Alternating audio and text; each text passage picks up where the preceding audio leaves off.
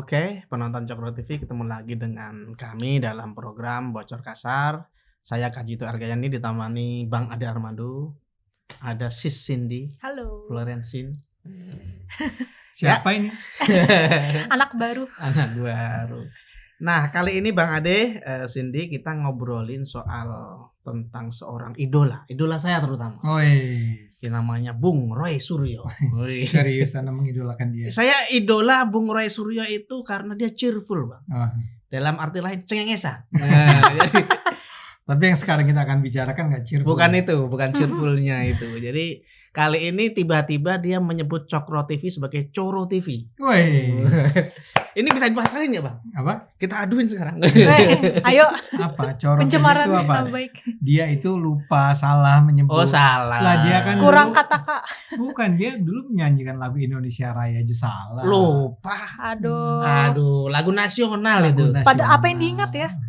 Padahal dia menteri pada waktu itu. Waktu itu Menteri nggak- olahraga.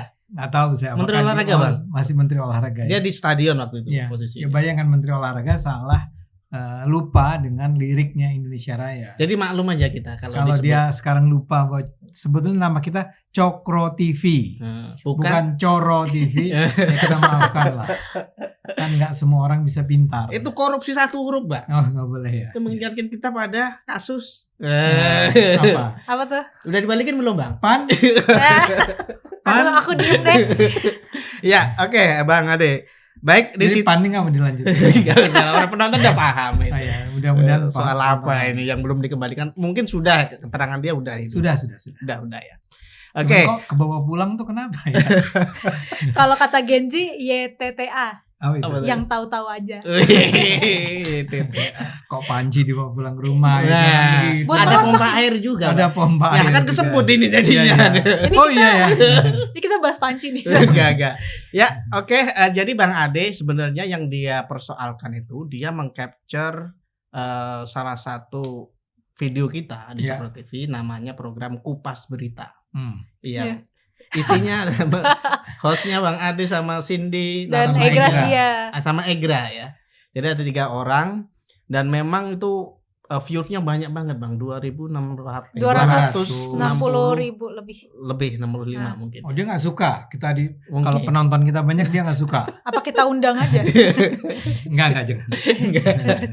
Jadi judulnya waktu itu tanggal 9 April 2006 judulnya kok Yusuf Kala bilang orang Kristen diperintahkan bunuh orang Islam pada tanya. Oh. Ini terkait ceramahnya JK soal Islam dan Kristen ya waktu kerusuhan Poso dan Ambon ya. Nah, oke, nanti penonton kalau mau lihat detailnya silahkan di sana karena di sana itu dibahas banyak hal. Ada 3 pernyataan Pak JK yang dibicarakan. Yang pertama soal pernyataan dia, soal jihad ya, soal syahid, mati syahid. Jadi dalam Islam itu ada istilah perang syahid, mati syahid. Sementara di Kristen dia generalisir, di Kristen juga sama gitu loh. Meyakini bahwa membunuh orang Islam masuk surga. Nah, ini yang dipersoalkan banyak orang sekarang.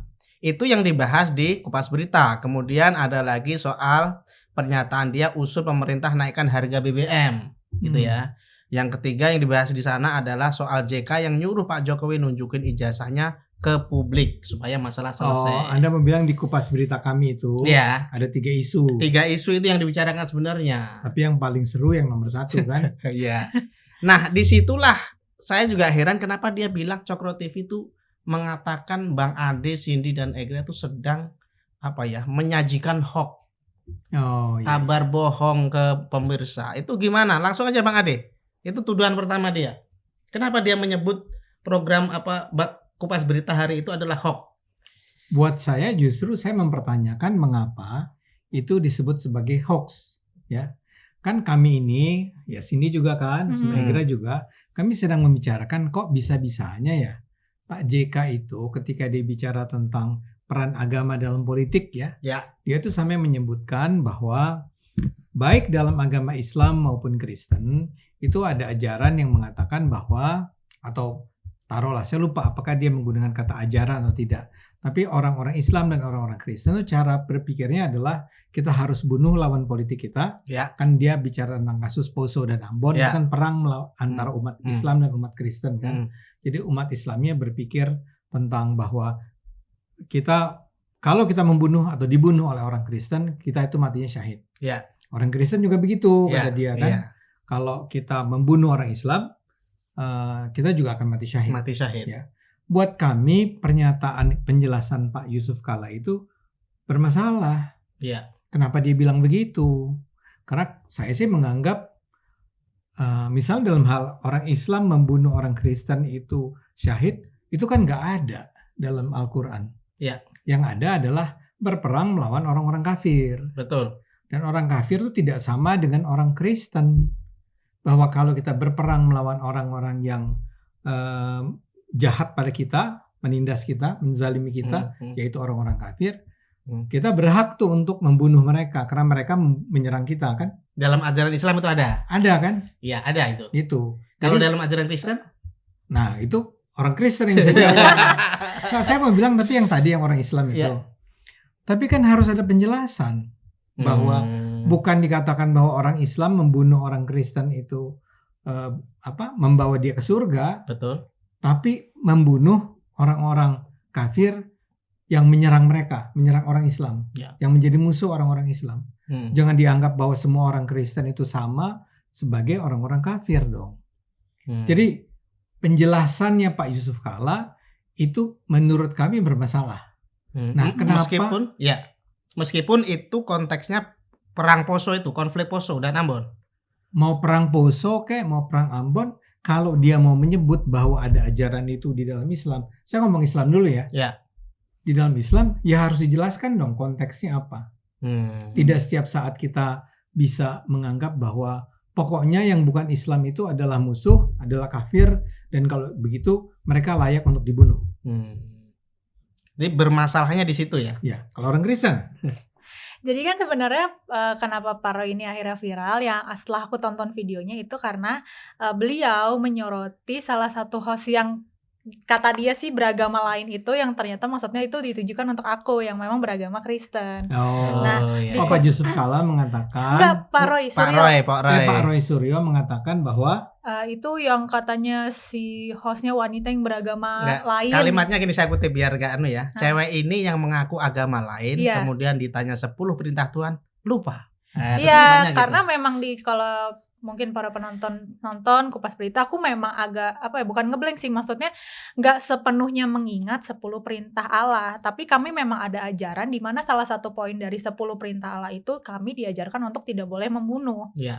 Begitu. Jadi ini berseberangan, berbeda dengan penjelasannya Pak JK ya. Pak Roy Suryo. Enggak, JK kan bilangnya adalah bahwa orang Kristen juga membunuh orang Islam dengan keyakinan bahwa kalau saya bunuh orang Islam atau dibunuh orang Islam, saya juga syahid. Iya. Karena mungkin untuk teman-teman yang beragama Kristen pasti tahu banget bahwa misalnya di 10 perintah Tuhan itu ada kitabnya di Keluaran 20, kitab Keluaran. Nah, banyak juga ajaran-ajaran di Kristen yang misalnya ada ayat jika kamu ditampar pipi kiri kasih pipi kananmu, dan istilahnya kita tidak boleh membalas kejahatan dengan kejahatan. Intinya yang diajarkan Tuhan seperti itu di ajaran kami. Doktrin Kristen tuh begitu, Mbak? Iya.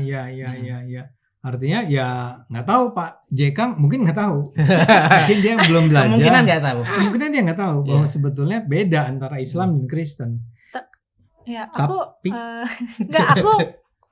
lebih ke berpikir ini sih, Bang, Mas Dito, kayak kan beliau ini menyinggung konflik Poso dan konflik, Pak JK dan konflik Ambon yang memang kalau mungkin kita baca sejarahnya itu secara sekilas orang lihatnya Islam versus Kristen. Apakah memang sebenarnya karena itu yang makanya dilihatnya keluarlah pernyataan seperti itu gitu, atau memang ada hal lain karena kan katanya kejadiannya 98 kan? Iya. Banyak analisis yang melihat bahwa agama itu hanya digunakan sebagai pemicu semangat gitu loh. Karena gini, benar sih orang berperang itu kalau atas nama agama itu mungkin jauh lebih bersemangat gitu ya daripada kalau ini atas nama ekonomi ya. Kalau agama tuh saya bersedia untuk mati dalam perang ini karena saya tahu kalau saya perang di sini saya mati, saya akan masuk surga misalnya begitu. Jadi kita juga nggak punya masalah dengan argumen itu. Tapi untuk mengatakan bahwa orang Kristen juga diajari untuk membunuh orang Islam dengan keyakinan bahwa kalau dia bunuh orang Islam atau dia dibunuh orang Islam dia akan masuk surga, itu nggak ada ajarannya. Nggak ada, itu menyalahi ajaran Kristen, Bang. Justru menyalahi ajaran Kristen. Kalau sebenarnya gini loh, saya juga nggak mendalami, tapi kalau saya lihat filmnya. Tapi Anda Islam kan? Saya Islam. Oh iya. Saya melihat bagaimana doktrin Kristen sejak awal ya, setelah meninggalnya Yesus, setelah naik surga ya, bukan meninggal, naik ke surga. Itu kan murid-muridnya bagaimana menyebarkan Kristen, itu ada filmnya, saya lupa persisnya ya. Dan di situ saya paham, oh ternyata doktrin Kristen beda banget dengan Islam. Dengan Islam tuh beda banget, ya. Bang. Terutama ajaran kasihnya ya, nggak boleh ngelawan, nggak boleh. Ajaran murninya begitu. Ya. Kalaupun sekarang mungkin ada yang belok-belok, ini ada yang itu kan oknumnya sebenarnya, bukan doktrinnya. Kira-kira gitu. Ya saya pikir nggak tahu apakah Cindy bisa menjelaskannya lebih jauh ya. Cuman dalam pandangan saya memang saya selalu percaya agama itu harus dipahami secara kontekstual. Ya. Betul. Konteks bagaimana dia lahir. Ya. Agama Kristen adalah bukan sebuah agama politik kan? Iya. Ya, karena ya Nabi Isa atau Yesus ya itu adalah semacam pejuang masyarakat sipil.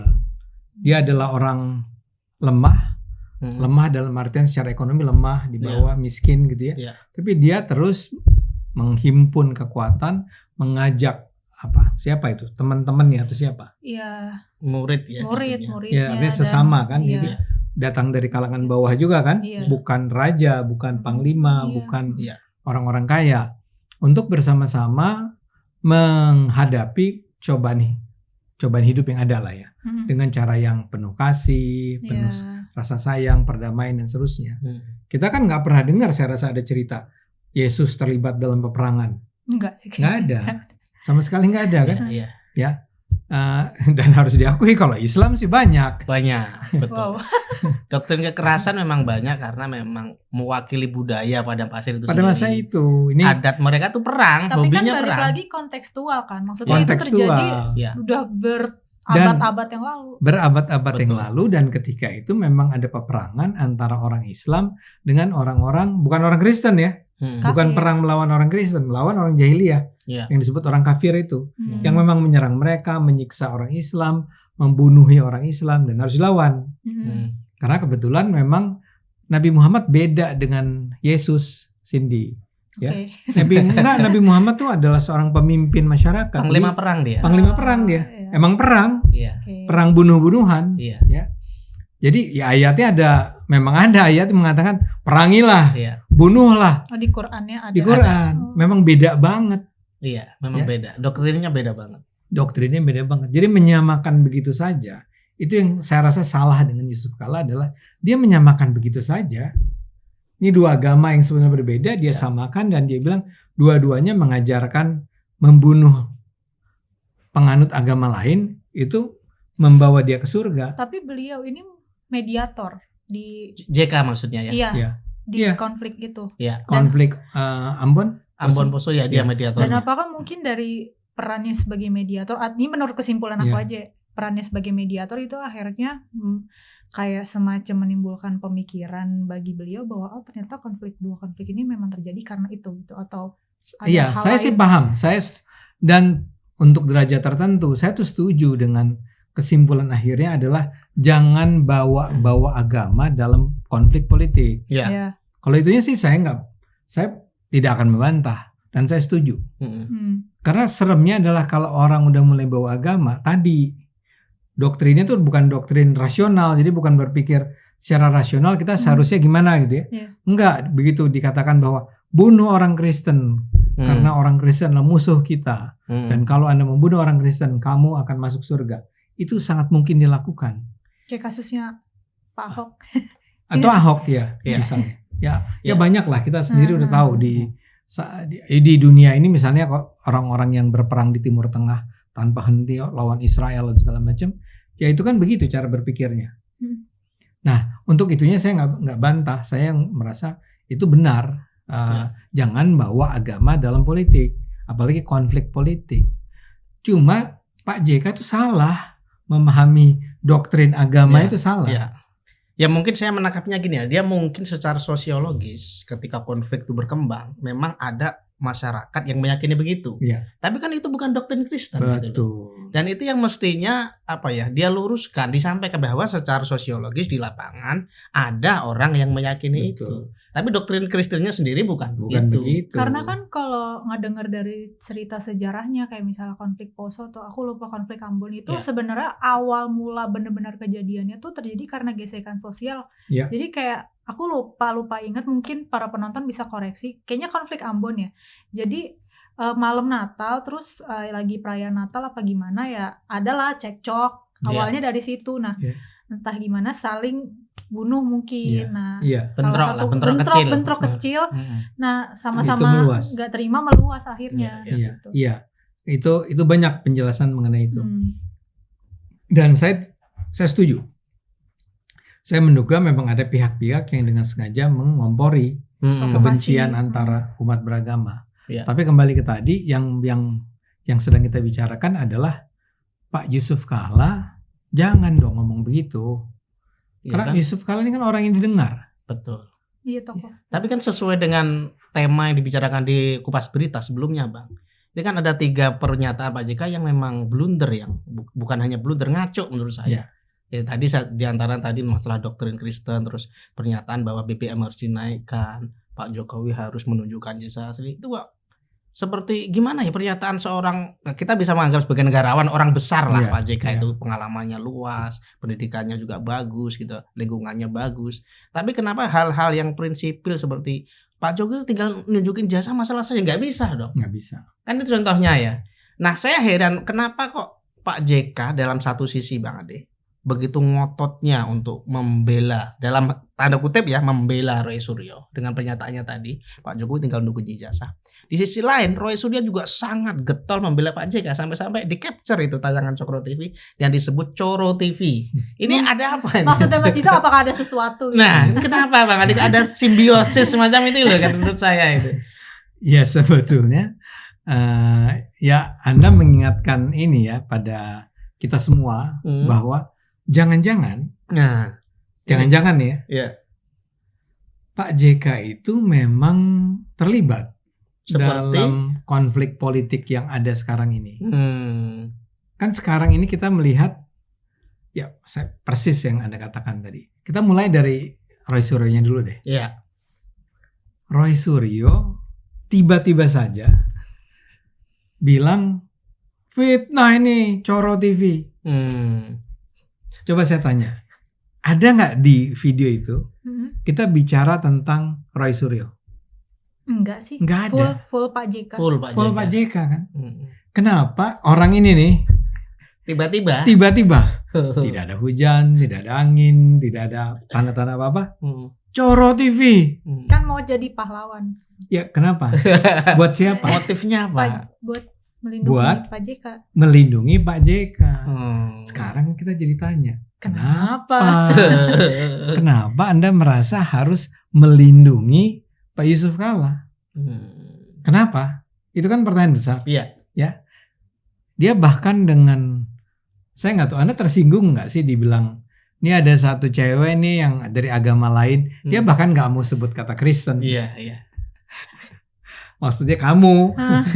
Karena ketika itu Cindy emang bilang ada 10 perintah Tuhan. Tapi saya lupa. Bisa lupa. Detailnya. Salah satu poinnya adalah jangan membunuh. Gitu.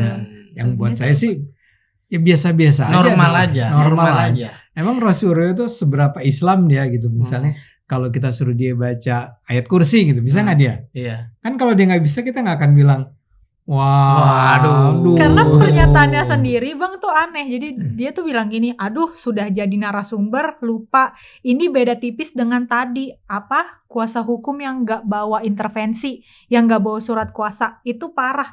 Jadi aneh. Kayak emang ada sih. Emang ada. Ini kuasa hukum nggak, ini kan gini. Itu pasti artinya dia ketemu dengan wartawan sesudah dia mengikuti persidangan kan? Kayaknya gitu Bang. Kelihatannya kan? Iya. Dia kayak ngomong sama wartawan kan? Kenapa? Kan dia harusnya bicara tentang persidangan ya? Iya. Harusnya ya? Iya. Kenapa tiba-tiba di dalam pembicaraan itu dia bilang itu ada fitnah terhadap Yusuf Kalla? Dan dia membawa selembar kertas. Jadi itu persiapan loh. Kertas. Persiapan bawa ya? banget. Iya, di capture Bang. Dibawa kertas. bawa kertas. Terus gambarnya apa? Foto ada di dalam itu ada gambar. Thumbnail Cokro TV.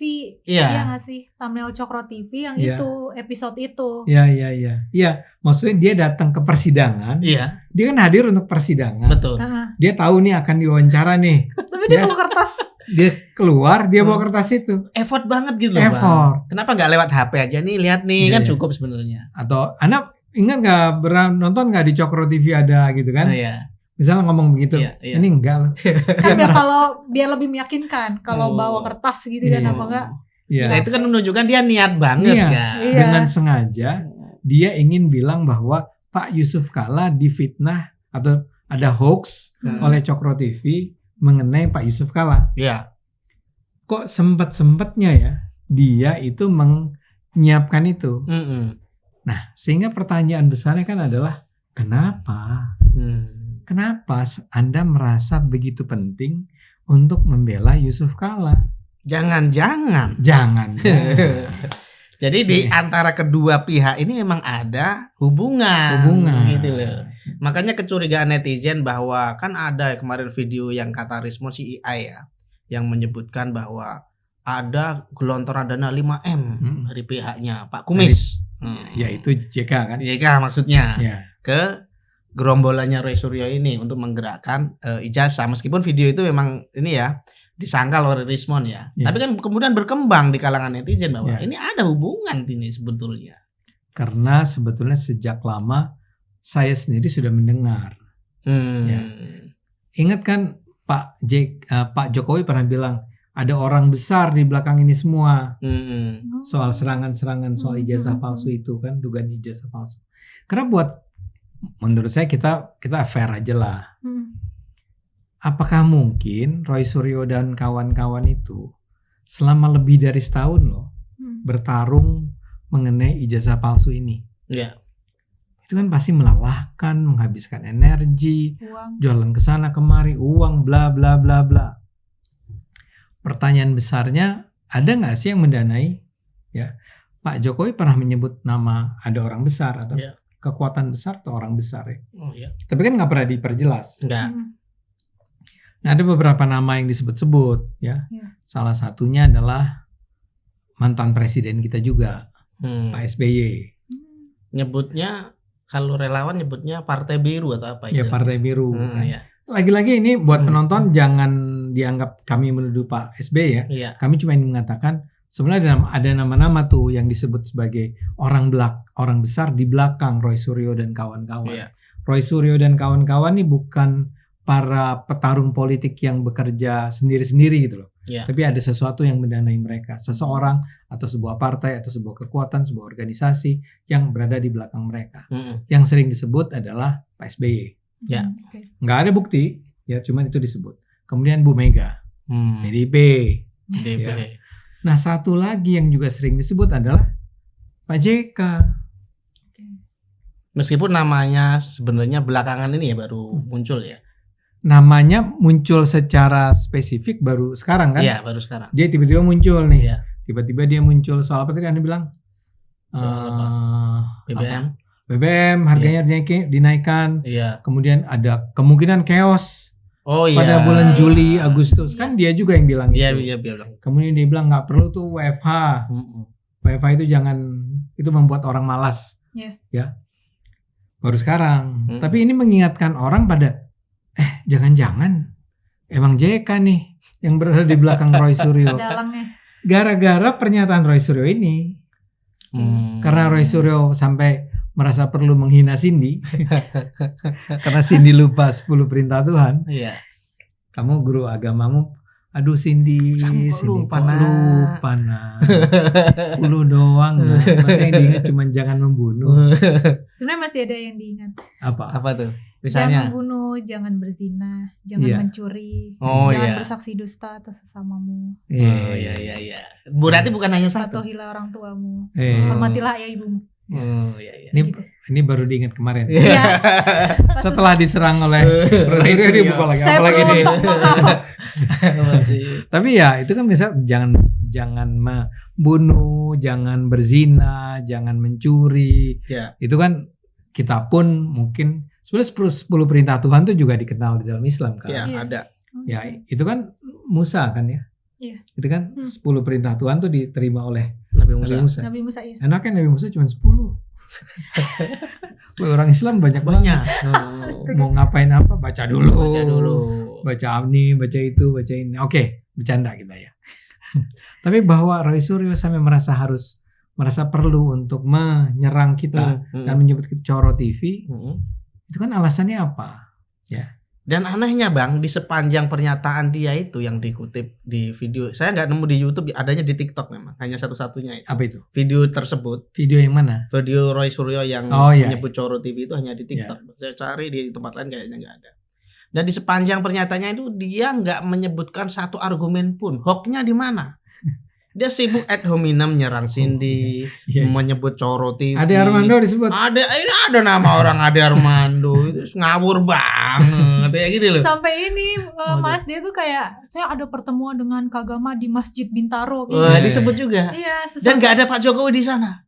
Kalau saya kan lulusan UGM asli. Iya, itu kan kayak ini iya. kan ikatan alumni UGM gitu. Jadi sepanjang pernyataan tuh nggak ada substansi yang sebagai argumen dia bahwa Cokro TV itu membuat hoax. Ya. Dan ini orang ini memang cheerful tadi ya, cengengesan gitu loh. Tapi pas dia ngomong Coro TV itu nggak cengengesan. Oh iya serius ya. Coro TV. Garang mukanya. Kan salah seorang wartawan kayaknya mengkoreksi kan. Cokro TV Mas gitu. Coro TV diulang lagi. Dia saking bencinya dia sama Cokro TV ini. Saking bencinya sama kamu. Hati-hati ketemu dia di jalan. Ya, saya salamin. Cium tangan. Oh ini ya kamu perempuan yang dari agama lain itu. Ya, saya. Iya, jadi ini memang menjadi sebuah pertanyaan besar. Tapi kita memang, saya sih terus terang kecewa ya. Ya. Dan menurut saya, dan yang kecewa terhadap pernyataannya Pak Yusuf Kalla kan bukan cuman kami. Betul. Itu ada 18 atau 19 organisasi Kristen kan? Yang kalau nggak salah perkembangannya sudah lagi membuat laporan atau sudah dilaporkan, sudah datang ke Polda Metro Jaya. Poin saya adalah kita nggak ngada-ngada loh. Berarti kan bukan hoax. Karena yang keberatan dengan pernyataan Pak JK itu ada banyak orang gitu. Dan si 18 organisasi ini bukan melaporkan setelah menonton kupas kami sudah ada diskusinya lebih dulu. Ini sikap mereka gimana, akhirnya mereka sepakat untuk membuat laporan karena pernyataan itu menyinggung hati masyarakat Kristen. Kenapa bukan mereka yang diserang Roy Suryo? Kenapa kita, Bang? Dia nggak berani dong. Masa nyerang Kristen? Nggak berani ya? Umat kelompok Kristen. Wah. Agama lain ini. Ngajak perang gitu. Ya enggak, tapi menurut saya sih kita menjadi merasa bersyukur ya. Kenapa tuh? Enggak, bahwa teman-teman organisasi Kristen ini merasa perlu untuk mengingatkan Pak JK. Betul. Kan sebetulnya melaporkan itu kan bukan berarti ingin memenjarakan ya. Iya. Tapi ingin mengingatkan bahwa nggak boleh dong ya. Di Indonesia ini terlalu sering ada orang dengan gampang menyebut agama lain atau agama sendiri juga. Dengan ada yang menghina, melecehkan, mengejek ya. Bahkan ulama-ulama pun bisa seperti itu kan. Dulu kita ingat ada orang seperti Abdul Somad ya, yang bilang ada jin kafir tuh disalib ya. Nah itu kan harusnya ada yang melaporkan menurut saya, bukan karena saya kepengen Pak Abdul Somad masuk penjara ya, tapi harus ada yang mengingatkan bahwa itu nggak boleh. Berarti Bang Adi setuju dong dengan pelaporan tentang penistaan agama terhadap Pak JK ini? Kalau saya pribadi, saya nggak akan melakukan itu sampai melaporkan ke polisi karena menurut saya itu perlu diprotes, perlu dikritik. Perlu dikritik. Ya, teman-teman organisasi Kristen itu perlu menyatakan secara tegas tidak benar. Ya, seperti Cindy katakan barusan, apa yang dilakukan Cindy dan apa yang dilakukan Cindy di acara Kupas Berita itu. Melalui media ini kita mengkritik. Ya sudah, Anda ngomong ngaco, kita kritik. Kalau Anda marah, Anda jawab aja. Tapi kalau sampai dibawa ke ranah hukum, menurut kalau saya nggak perlu. Nggak perlu ya. Terlalu banyak lah orang yang diajukan dilaporkan itu untuk urusan-urusan pencemaran nama baik, penodaan agama. Karena coba kalau kita nonton lengkapnya Pak JK ya, itu sebenarnya dia juga menyebut bahwa tidak ada agama yang memerintahkan umatnya untuk membunuh agama lain. Ada di bagian akhir dari dari presentasi dia itu. Iya. Tapi masalah yang di depan ini dia sebut gitu loh. Sebenarnya mungkin bagus, tapi kayak interpretasi dia dalam memahami doktrin agama lain bermasalah. Bermasalah. Iya. Enggak, bahkan doktrin agama sendiri yaitu Islam juga bermasalah. Itu. Dia harus menjelaskan bahwa ada konteks loh. Perintah-perintah membunuh orang lawan-lawanmu itu. Ini bedanya sama Kristen kan, kalau Kristen tidak ada kata bunuhlah. Kalau ini ada bunuhlah. Saya lupa apa, pancunglah atau segala macam. Bunuhlah katanya. Bunuhlah ya. Tapi yang dipakai. Atau perangilah bahasanya. Perangilah. Tapi bisa jadi nggak sih Mas Dito, Bang Ade, kayak interpretasi kafir di masyarakat sendiri seiring berjalannya waktu pasti berubah. Iya. Apalagi tambah kayak mungkin provokasi orang-orang yang apalagi kan sempat masuk paham Wahabi, Wah, mulai masuk ke persoalan Islam. Iya. Tenang. Iya, sebetulnya makanya menurut saya jangan terlalu mudah ngomong semacam itu, ya. Walaupun ya barangkali dia kan ngomongnya di masjidnya kampus ya. Iya. Tapi kan masjidnya kampus isinya bisa siapapun. Maksud saya gini, jangan menganggap bahwa karena mereka mahasiswa, mereka akan cukup mengertilah bahwa ini saya bicara dalam konteks tertentu.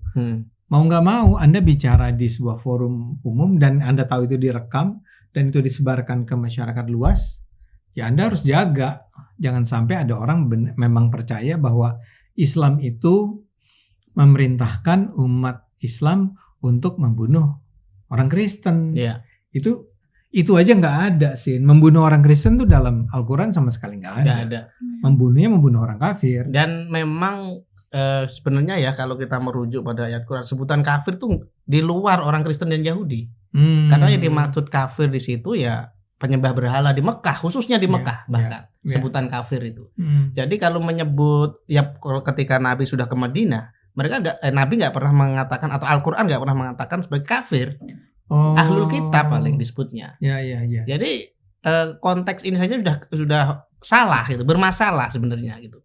Tapi oke, Bang Ade, saya cuma ingin memperjelas yang tadi ya, Bang Ade meskipun nggak setuju dengan pasal penistaan agama terhadap Pak JK.